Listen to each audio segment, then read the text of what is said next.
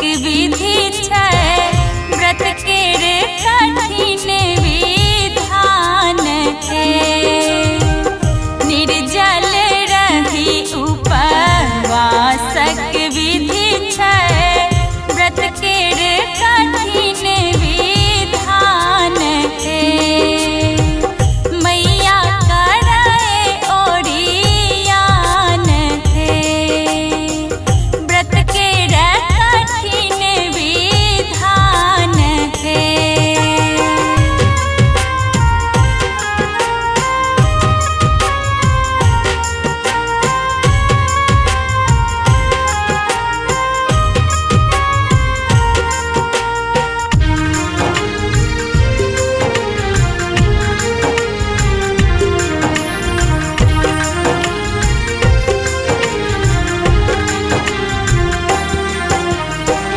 जगत विदित कर जितिया व्रत के जगत विदित कर जितिया व्रत के महिमा बहुत बखान है।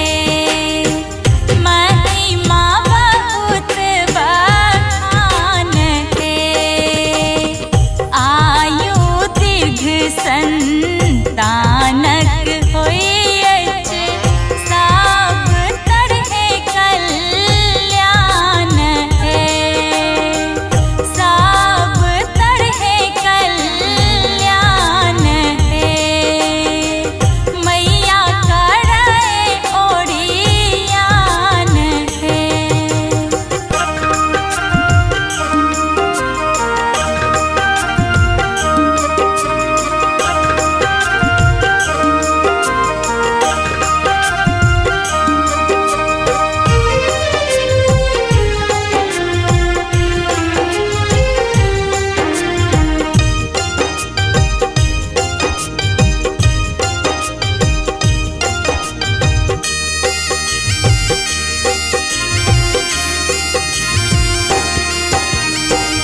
माय बाप बड़ कष्ट उठाबैत माय बाप बड़ कष्ट उठाबैत बच्चे में बसे परान है।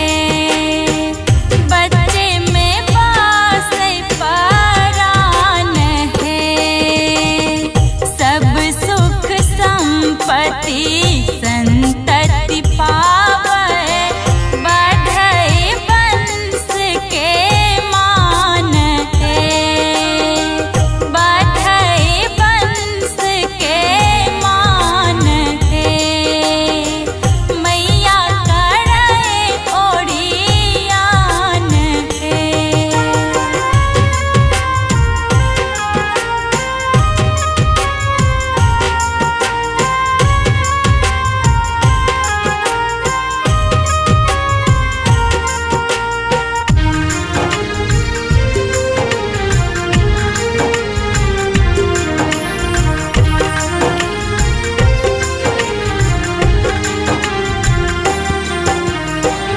नवका पीढ़ी माता पिता के नवका पीढ़ी माता पिता के रखियो समुचित ध्यान है।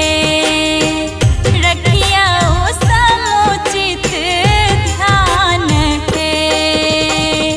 हिनक शुभाशीष रिद्धि सिद्धि छै त्रिसित जीवित भगवान है। माय बाप जीवित भगवान है।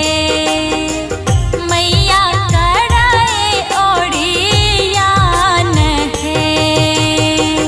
जितिया पाबन आसिन महीना मैया करे